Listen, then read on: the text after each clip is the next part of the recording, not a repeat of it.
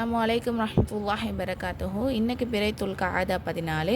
இன்ஷால்லா நம்ம முந்தானேத்து சொல்லியிருந்தோம் ஐயாமுல் ஃபீலுடைய 3 நாள் நோன்பு வைக்கிறது. அது யார் நேற்று நோன்பு வச்சிங்கன்னு சொல்லிட்டு கமெண்டில் சொல்லுங்கள். இன்றைக்கி இஸ்லாமிய வரலாறு சுன்னத்தை பின்பற்றுவதற்கு ஒரு முன்மாதிரி. அதாவது உமர் பின் அப்துல் அசீஸ் ரலியல்லாஹு அவர்களோட ஆட்சியின் போது முஸ்லீம்கள் சமர்கண்ட் என்னும் நாட்டை வெற்றி கொள்கிறாங்க. பிறகு அங்கு வீடுகளை கட்டி முஸ்லீம்கள் வசிக்கிறாங்க. சில மாதத்துக்கு அப்புறம் அங்கிருந்த பூர்வீக குடிமக்களுக்கும் முஸ்லீம்கள் என்ன பண்ணுறாங்கன்னா, அவங்க நபியுடைய சுன்னத்துக்கு மாற்றாக அந்த நாட்டை கைப்பற்றி கொண்டாங்க அப்படின்னு உண்மை அரசருக்கு தெரிய வருது. அதாவது என்ன சுன்னத்தான முறையில் நாட்டை கையாளணும் அப்படின்னு சொன்னால், ஃபஸ்ட்டு அவங்களுக்கு தாவா பண்ணி கொடுக்கணும். அதை அவங்க ஏற்க மறுத்துட்டாங்க அப்படின்னு ஏற்க அழைப்பை விழுக்கணும். அதை மறுத்தாங்க அப்படின்னு சொன்னால் வரி வசூல் செய்யணும். அதே மறுத்தாங்கன்னா பிறகு போராடணும். போராடினதுக்கப்புறம் தான் அந்த நாட்டையே அவங்க என்ன பண்ணணும், கைப்பற்றணும். இது எதுவுமே இல்லாமல் அந்த முஸ்லீம்கள் நேரடியாக அந்த நாட்டை கைப்பற்றிருக்காங்கன்னு தெரிஞ்சோன்னே உமர் அலி சில ஆட்களை வச்சு விசாரிக்க சொல்கிறாங்க. அந்த நாட்டில் உள்ள நீதிபதியும் இது அப்படி தான் நாட்டை கைப்பற்றிருக்காங்க முஸ்லீம்கள்னு தெரிய வந்தோன்னே உடனே என்ன பண்ணுறாங்கன்னா, எல்லா முஸ்லீம்களையும் அந்த நாட்டிலேருந்து வெளியே வர சொல்லிடுறாங்க. இந்த விஷயத்தை அந்த குடிமக்கள், அந்த நாட்டோட குடிமக்கள் பார்த்ததுக்கப்புறம் இதுதான் உண்மையான நீதி அப்படின்னு அந்த நீதியை பார்த்து மெய்சிலிருந்து போய் போரை என்ன பண்ணுறாங்கன்னா நிறுத்திட்டு ஒட்டுமொத்தமாக அந்த நாட்டு மக்கள் எல்லாருமே இஸ்லாத்தை இணைஞ்சிடுறாங்க. இது அன்னலாரின் சுன்னத்தை பின்பற்றியதுனால ஏற்பட்ட அமைதியான புரட்சியாக நம்ம பார்க்க வேண்டியதாக இருக்குது. அன்னலாரின் அற்புதம். நபியின் அழைப்பால் மரம் நடந்தது. ஒரு தடவை ஒரு கிராமவாசி ரசூல்லாட்ட நான் இஸ்லாத்தை ஏற்றுக்கிட்டேன், என்னுடைய ஈமான் இன்னும் வலுப்பெறதுக்காண்டி நீங்கள் ஏதாவது எனக்கு ஒரு அற்புதத்தை நிகழ்த்தி காட்டுங்க அப்படின்னு சொல்கிறாங்க. உடனே ரசூல்லா சொல்கிறாங்க, தூரத்தில் அந்த மரம் நிற்கிது இல்லையா, அந்த மரத்துட்டு போய் அல்லாஹ்வுடைய தூதர் உன்னை அழைக்கிறாங்கன்னு சொல்லுங்கள் அப்படின்னு சொல்கிறாங்க. அதே மாதிரி இந்த கிராமவாசி போய் சொல்கிறாங்க, உங்களை அந்த மரத்துட்ட உன்னை ரசூல் அழைக்கிறாங்கன்னு சொன்னால் அந்த மரம் வலதுபுறம் இடதுபுறம் இப்படி குனிஞ்சு இப்படி ஆடி அசைஞ்சு என்ன ஆகுதுன்னா வேரோடு பிடுங்கி அப்படியே நடந்து அண்ணநாட்டை சலாம் சொல்லுது. இதை பார்த்து வியந்து போய் கிராமவாசி இது போதும் யாரை சொல்ல அப்படின்னு சொல்கிறாங்க. பிறகு அன்னலாரின் ஆணைக்கிணங்க அம்மரம் அது இருந்த இடத்துல போய் அல்லாவுடைய நாட்டத்தோடு அது வேருடன் இணைஞ்சிக்குது. ஒரு ஃபரலை பற்றி தக்பீர் தஹரீமா, தொழுகையோட திறவுகோல் உழுவாக இருக்குது. அதன் தஹரீமா தக்பீர் ஆகும். தொழுகையை நிறைவு செய்வது சலாம் கொடுப்பதாகும். எனவே நபி ஸல்லல்லாஹு அலைஹி வஸல்லம் அவர்கள் கூறினார்கள், தொழுகை ஆரம்பிக்கும் போது கூறப்படும் தக்பீருக்கு என்ன சொல்லப்படும்னா தக்பீர் தஹரீமா அப்படின்னு சொல்லப்படும். தொழுகையோடைய ஆரம்பத்தில் தக்பீர் தஹரீமா கூறுவது என்னது, ஒரு ஃபர்லான விஷயமா இருக்குது.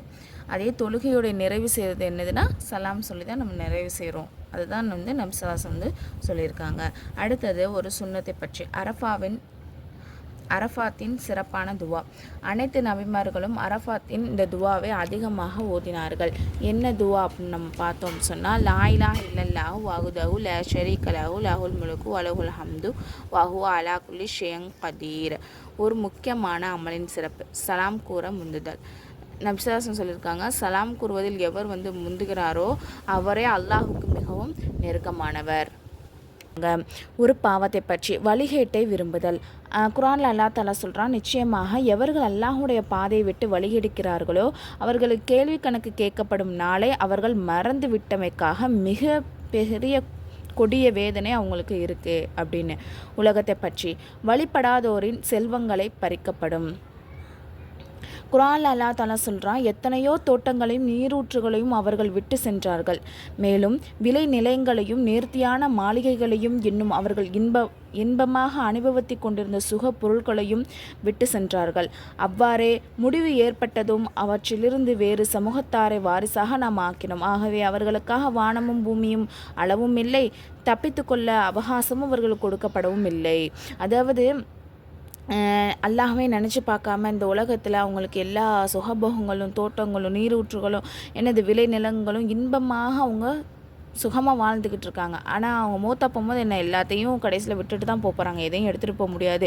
அதே மாதிரி அவங்க விட்டுட்டு போன எல்லாத்தையும் அடுத்த சமூகத்துக்கு வாரிசாக தான் நம்ம ஆக்கியிருக்கோம். அதே மாதிரி அவங்க போனனால வானமும் அழலை பூமியும் அழலை அப்படின்னு அல்லா தஆலா சொல்கிறான். அதே மாதிரி அவங்க தப்பித்து கொள்வதற்காக அவகாசமும் அவங்களுக்கு கொடுக்கப்படலை. இப்படி இருக்கும் நிலையில் நம்ம ஏன் வழிபடாமல் அல்லாவை நினச்சி பார்க்காம நம்ம வாழணும்? இது எல்லாத்தையும் கொடுத்த அல்லாஹ்வையும் நம்ம நன்றி செலுத்தினோம்னா இம்மையிலையும் சரி மறுமையிலையும் சரி நம்ம வெற்றியாளர்களாக அமையலாம் இன்ஷா அல்லாஹ். மறுமையை பற்றி ஈமானின் பரக்கத்தால் நரகத்திலிருந்து விடுதலை. சுவனத்தார் சுவனத்திற்கும் நரகத்தார் நரகத்திற்கும் சென்ற பிறகு அல்லாஹ் தாலா எவர் உள்ளத்தின் கடுகளவு ஈமான் உள்ளதோ அவரையும் நரகத்திலிருந்து வெளியாக்குங்கள் என்பான். பிறகு அவ்வாறு வெளிக்கொண்டு வரப்படும். அவர்கள் வெளிவரும்போது வரம்புக்கு மீறி எரியப்பட்ட கரிக்கட்டைகளைப் போல் இருப்பார்கள். பிறகு அவர்களை ஹயாத் என்ற ஆற்றின் குளிப்பாட்டப்பட்டு வெளியேற்றப்படும் போது நீருக்குள் முளைத்து வரும் நெல்மணியை போன்றிருப்பார்கள் என நபி ஸல்லல்லாஹு அலைஹி வஸல்லம் அவர்கள் சொல்கிறாங்க. அதாவது எல்லா தீர்ப்பும் வழங்கினதுக்கப்புறம் சொர்க்கவாசிலாம் சொர்க்கத்துக்கு நரகவாசிலாம் நரகத்துக்கு போனதுக்கப்புறம் யார் கடுகளவு ஈமான் இருக்குதோ அவங்க ஈமான் கொண்டிருந்தாங்களோ உள்ளதோ அவங்கள அல்லாஹ் நரகத்திலிருந்து வெளியாக்குவான். அப்போ அவங்க எப்படி இருப்பாங்க அப்படின்னு சொன்னால் எப்படி ஃபுல் அண்ட் ஃபுல்லாக எரியப்பட்ட ஒரு கறிக்கட்டை எப்படி இருக்கும் அந்த மாதிரி அவங்க இருப்பாங்க. அப்போ அவங்கள ஹயாத்துங்கிற ஆற்றில் அல்லாஹ் என்ன பண்ணுவான், குளிப்பாட்டுவான். அதில் குளிப்பாட்டினதுக்கப்புறம் நீரில் முளைச்ச ஒரு நெல் மணிகள் எப்படி இருக்கும், பலன்னு அழகா முத்து மாதிரி இருக்கும் இல்லையா, அந்த மாதிரி அவங்க போயிடுவாங்க அப்படின்னு சொல்லிட்டு நபிசாஸ் சொல்கிறாங்க. நபி வழி மருத்துவம். நோயாளிக்கு நிர்பந்தமாக உணவு புகட்டாதீர்கள். தங்களின் நோயாளிகளுக்கு நிர்பந்தமாக உணவையோ நீரையோ புகட்ட முயற்சி செய்யாதீர்கள். அல்லாஹ் தஆலா அவர்களுக்கு புகட்டுகின்றான் என நபிசாஸ் அதாவது வலுக்கட்டாயம் அவங்க வேணான்னு சொல்லும் போது நீ சாப்பிட்டு தான் ஆகணும், நம்ம என்ன பண்ணக்கூடாது, வலுக்கட்டாயம் பண்ணக்கூடாது.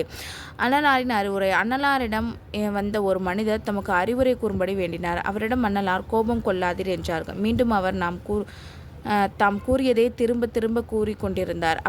ஒவ்வொரு முறையும் அன்னலார் கோபம் கொள்ளாதீர்கள் என்றார்கள். அதாவது ஒரு மனிதர் ரசூல்லாட்ட எனக்கு அறிவுரை கூறுங்கன்னு சொல்கிறாங்க.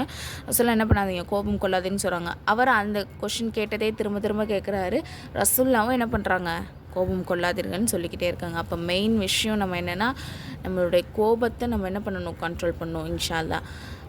இன்றைக்கு தெரிஞ்ச விஷயத்த உங்களுக்கு தெரிஞ்சவங்களுக்கு நீங்கள் ஏற்றி வைங்க. அஸ்ஸலாமு அலைக்கும் வரஹ்மத்துல்லாஹி வபரகாத்துஹு.